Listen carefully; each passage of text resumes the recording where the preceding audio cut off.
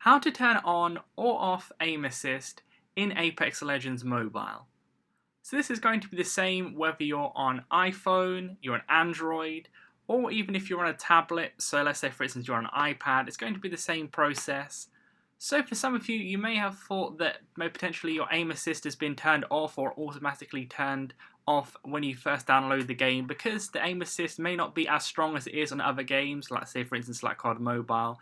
So if you want to check that or just turn off or on aim assist, what you want to do is click at the bottom left hand corner where it says settings. That will bring up this page here where you want to click on gameplay on the right hand side of the screen there under settings.